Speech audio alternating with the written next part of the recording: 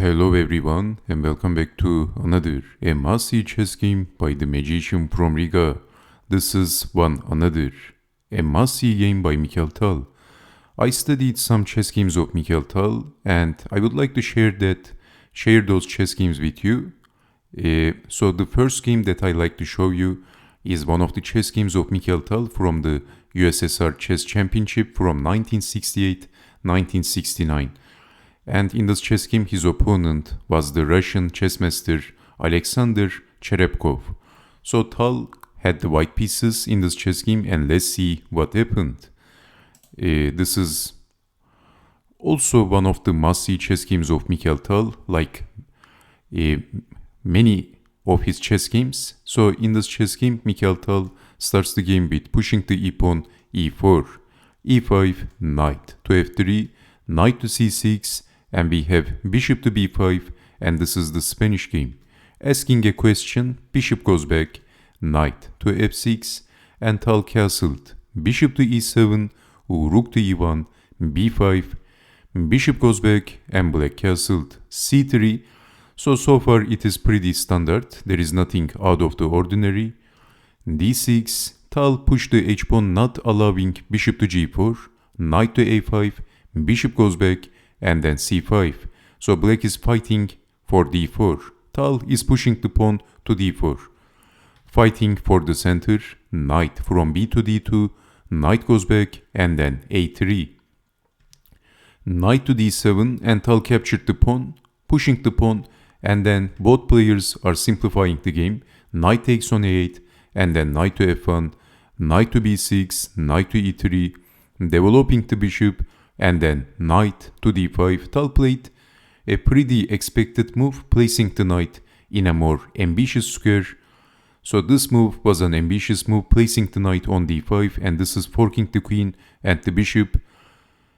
And it looks like a very dangerous piece, so black is getting rid of the knight. What else? Knight takes on d5, and then e takes on d5, forking two pieces, and now what? But now this is pinning the pawn, rook to d8. Pinning the pawn, and if capturing one of the pieces, obviously rook takes queen is the idea. It looks like there is no defense, black is getting back the material. What would you do in this position if you had the white pieces? Guess the next move of Mikhail Tal. Well, actually already at an early stage of this chess game, actually white has a winning move. What would you do in this position? White has a very good move. So let me wait a couple of seconds. If you need, you can always pause the video and try to figure out what is happening here. Why actually black is not winning in this position, or it is not equal. Well, look carefully. So black is perhaps threatening to capture the pawn with the bishop or with the rook. But in this position, Mikhail Tal played bishop takes on h7. This was the move. Did you see this move? It looks like the Greek gift. King to f8, not capturing the bishop. What happens if capturing the bishop after bishop takes on h7? If king takes on h7, then queen to c2 check. In between move check, and white is a pawn up. With capturing the bishop, d takes on e6, of course. This is much more better than capturing the knight, because this is also damaging the pawn structure. The material is equal, but what would you do in this position? It is not over yet. White still has a winning move, a very important move. Can you see the follow-up after capturing the bishop? What would you do in this position? Guess the next move of white. So it doesn't look very good. The pawn structure doesn't look very good, and white has a very good move in this position. And after that move, actually, white is basically winning. So can you see the next move of white?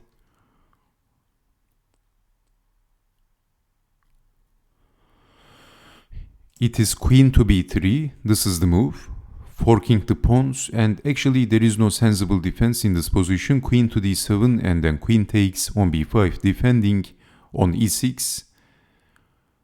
And okay, so white is a pawn up, and white has the better position. You can see that also the e-pawn is looking weak. Black has some tactics like knight to d4, but even if knight to d4, white is better. So okay, let's see what happened in the real game. After bishop takes on h7, we have king to f8, not capturing the bishop because of the continuation that we check out. And then Mikhail Tal is going back with the bishop and extra defense on the d-pawn, defending the pawn. But now black played queen to d6. Well, you might ask what happens if f5, what happens in this position? So if retreating the bishop to, let's say, bishop to c2, then simply capturing the pawn. Then knight to g5. This was probably the idea of Mikhail Tal, and maybe Alexander Cherepkov considered pushing the f-pawn, but he didn't like because of knight to g5. So this is actually a pretty good move. So if retreating the bishop, if defending the bishop, then bishop takes on f5 is possible. Because if bishop takes on f5, then attacking the bishop is pinned. How to defend? Also the knight is under attack. If g6, what would you do in this position? Maybe g4 comes to mind. Well, when you see a good move, look for a better one. Knight to e6. This is family fork. The bishop is pinned and white is winning the queen and the chess game. So in this position, this is why actually pushing the f-pawn is not a good idea because of knight to g5, and if bishop takes on g5, then bishop takes on g5, and actually white is still better in this variation. So if capturing the bishop, then capturing the rook, and white is better. White is winning easily. So bishop goes back, queen to d6, and it looks like no matter what Mikhail Tal does, black is going to win the pawn, win back the pawn, and he's going to get back the material. And in this position, Mikhail Tal played queen to c2. This was actually a very good move because black captured the pawn, bishop takes on d5, queen takes on d5, and Mikhail Tal's queen is landing on h7 with threatening checkmate, and it looks very dangerous, making room for the king, bishop to f6, and then knight to g5 by Mikhail Tal. The knight is also looking very dangerous. Knight to e7. Well, you might ask what happens if capturing the very dangerous looking knight, then what would you do in this position?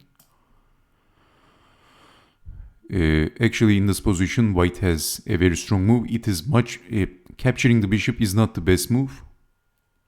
Maybe it is very tempting, but actually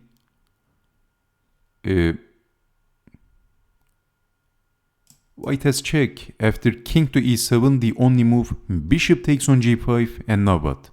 This is skewer, so if pushing the pawn, that is not going to work because of queen takes on g7. Queen takes on f6, and black can safely resign and look for the second game in the tournament.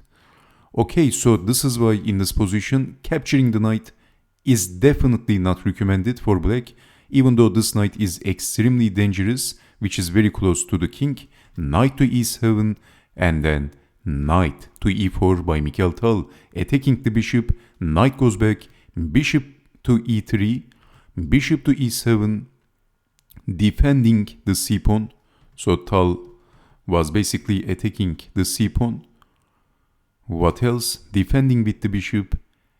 But now knight to g3, knight is coming on f5. Rook to d6, lifting the rook down. Well, g6 maybe should have been considered, but can you see a very good move in this position for white? What would you do? Well, that is f4, h4, and h5 is coming, and after h5, it doesn't look very good for black, as you can see. So this is why in this position, after knight to g3, rook down, and the idea is after knight to f5, attacking on f7, black is planning to defend with the rook. So rook to g6 by Alexander Cherepkov. This is not just defending queen takes on g7, but also threatening checkmate on g2. Queen takes on g2. What would you do in this position if you had the white pieces? The magician from Riga created magic over the board.